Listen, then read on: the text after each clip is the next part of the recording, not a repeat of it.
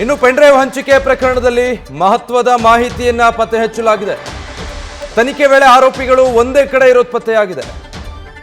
ಪುಟ್ಟರಾಜು, ಕಾರ್ತಿಕ್, ನವೀನ್ ಗೌಡ ಇವರೆಲ್ಲ ಕೂಡ ಒಂದೇ ಕಡೆ ಇದ್ದಾರೆ ಅನ್ನೋದು ತನಿಖೆ ಸಂದರ್ಭದಲ್ಲಿ ಗೊತ್ತಾಗಿದೆ. ಹೇಗೆ ನೆಟ್ವರ್ಕ್ ಲೊಕೇಶನ್ ಅನ್ನ ಪರಿಶೀಲನೆ ಮಾಡಿದಾಗ ಒಂದೇ ಕಡೆ ಇದ್ದಾರೆ ಇವರೆಲ್ಲ ಅನ್ನೋದು ವಿಚಾರ ಬೆಳಕಿಗೆ ಬಂದಿದೆ. ಹೊಳೆನರಸೀಪುರದಲ್ಲಿ ಇವರ ಲೊಕೇಶನ್ ಪತ್ತೆಯಾಗಿರೋ ಬಗ್ಗೆ ಮಾಹಿತಿ ಗೊತ್ತಾಗ್ತಾ ಇದೆ. ಡೀಟೇಲ್ಸ್ ಕೊಡ್ತಾರೆ ಶಿವಕುಮಾರ್, ಲೈವ್ ನಲ್ಲಿ ಜಾಯ್ನ್ ಆಗ್ತಾ ಇದ್ದಾರೆ. ಶಿವಕುಮಾರ್, ಈಗ ಟವರ್ ಡಂಪ್ ಲೊಕೇಶನ್ ಒಂದೇ ಕಡೆ ಬರ್ತಾ ಇದೆ ಅನ್ನೋದು ಇನ್ವೆಸ್ಟಿಗೇಷನ್ ಸಂದರ್ಭದಲ್ಲಿ ಗೊತ್ತಾಗಿರೋದು. ಆದಷ್ಟು ಬೇಗ ಪತ್ತೆ ಹಚ್ಚೋದು ಸುಲಭ ಆಗುತ್ತಾ? ಹೊಳೆನರಸೀಪುರದಲ್ಲೇ ಮೂವರು ಅದು ಒಟ್ಟಿಗೆ ಇದ್ದಾರೆ ಅನ್ನೋ ಮಾಹಿತಿ ಗೊತ್ತಾಗಿರೋದ್ರಿಂದ.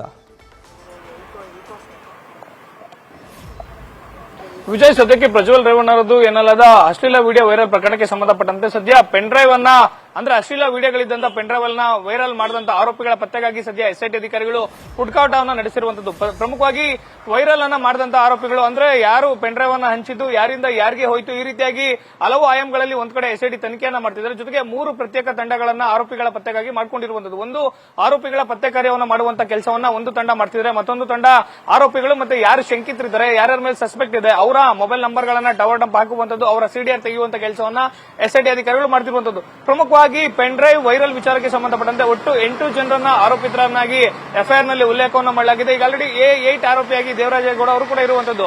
ಪ್ರಮುಖವಾಗಿ ಈ ಕೇಸನ್ನು ನೋಡ್ತಾ ಹೋದಂತ ಸಂದರ್ಭದಲ್ಲಿ 8 ಆರೋಪಿಗಳ ಪೈಕಿ A1 ಇಂದ A5 ಆರೋಪಿಗಳು ಇದುವರೆಗೂ ಕೂಡ ಎಸ್ಐಟಿ ಅಧಿಕಾರಿಗಳಿಗೆ ಕೈಗೆ ಸಿಕ್ಕಿಲ್ಲ. ಒಮ್ಮೆ ಮಾತ್ರ ಕಾರ್ತಿಕ್ ಎಸ್ಐಟಿ ಅಧಿಕಾರಿಗಳ ವಿಚಾರಣೆಯನ್ನ ಏಪ್ರಿಲ್ 30ನೇ ತಾರೀಕು ಎದುರಿಸಿದ್ದ. ಅದಾದಂತ ನಂತರದಲ್ಲಿ ನವೀನ್ ಗೌಡ, ಕಾರ್ತಿಕ್ ಗೌಡ, ಪುಟ್ಟರಾಜು 3 ಜನ ಕೂಡ ನಾಪತ್ತೆ ಆಗಿರುವಂತದ್ದು. 3 ಜನ ಎಸ್ಐಟಿ ಅಧಿಕಾರಿಗಳ ಕೈಗೆ ಸಿಗದೆ ಅವರು ಪರಾರಿಯಾಗಿರುವಂತದ್ದು. ಎಲ್ಲರ ಮೊಬೈಲ್ ಕೂಡ ಸ್ವಿಚ್ ಆಫ್ ಆಗಿರುವಂತದ್ದು. ಅಂದ್ರೆ ಎಸ್ಐಟಿ ಅಧಿಕಾರಿಗಳು ಈಗ ಆಲ್ರೆಡಿ ಪೆನ್ಡ್ರೈವ್ ವೈರಲ್ ವಿಚಾರದಲ್ಲಿ ನಾಪತ್ತೆ ಆಗಿರುವಂತಹ ಆರೋಪಿಗಳು ನವೀನ್ ಗೌಡ, ಕಾರ್ತಿಕ್ ಗೌಡ, ಪುಟ್ಟರಾಜ್ ಇವರ ಮೊಬೈಲ್ ಸಿಡಿಆರ್ ಜೊತೆಗೆ ಟವರ್ ಡಂಪ್ ತೆಗೆಯುವಂತ ಕೆಲಸವನ್ನ ಮಾಡಿದಂತ ಸಂದರ್ಭದಲ್ಲಿ 3 ಜನ ಆರೋಪಿಗಳ ಮೊಬೈಲ್ ಟವರ್ ಡಂಪ್ ಕೂಡ ಹೊಳೆನರಸೀಪುರದಲ್ಲಿ ಪತ್ತೆ ಆಗಿದೆ ಅನ್ನೋ ಮಾಹಿತಿ ಸದ್ಯಕ್ಕೆ ಸಿಗ್ತಿರುವಂತದ್ದು. ಇಷ್ಟಲ್ಲೇ ಆ 3 ಜನರನ್ನು ಕೂಡ ಅರೆಸ್ಟ್ ಮಾಡಲಿಕ್ಕೆ ಎಸ್ಐಟಿ ಎಲ್ಲಾ ರೀತಿಯಂತ ಸಿದ್ಧತೆಯನ್ನ ಮಾಡ್ಕೊಂಡಿರುವಂತದ್ದು. ಒಮ್ಮೆ ನೋಟಿಸ್ ಕೊಟ್ಟಂತ ಸಂದರ್ಭದಲ್ಲಿ ಮಾತ್ರ ಕಾರ್ತಿಕ್ ಗೌಡ ವಿಚಾರಣೆಗೆ ಹಾಜರಾಗಿದ್ದ. ಜೊತೆಗೆ ನವೀನ್ ಗೌಡ, ಕಾರ್ತಿಕ್ ಗೌಡ, ಪುಟ್ಟರಾಜು ಸೇರಿದಂತೆ 5 ಜನ ಆರೋಪಿಗಳ ಮೇಲೆ ಹಾಸನ ಸೆಂಟ್ ಪೊಲೀಸ್ ಠಾಣೆಯಲ್ಲಿ ದಾಖಲಾಗಿದ್ದಂತಹ ಪ್ರಕರಣಕ್ಕೆ ಸಂಬಂಧಪಟ್ಟಂತೆ ಅಲ್ಲಿ ಹಾಸನ ಜಿಲ್ಲಾ ಕೋರ್ಟ್ ಕೂಡ ನಿರೀಕ್ಷಣಾ ಜಾಮೀನನ್ನು ಕ್ಯಾನ್ಸಲ್ ಮಾಡಿತ್ತು. ಯಾವಾಗ ನಿರೀಕ್ಷಣಾ ಜಾಮೀನು ಕ್ಯಾನ್ಸಲ್ ಆಯಿತು, ಆರೋಪಿಗಳು ಕೂಡಲೇ ಮೊಬೈಲ್ ಅನ್ನು ಸ್ವಿಚ್ ಆಫ್ ಮಾಡಿ ಎಸ್ಕೇಪ್ ಆಗಿರುವಂತದ್ದು. Vijay, thank you Shivakumar.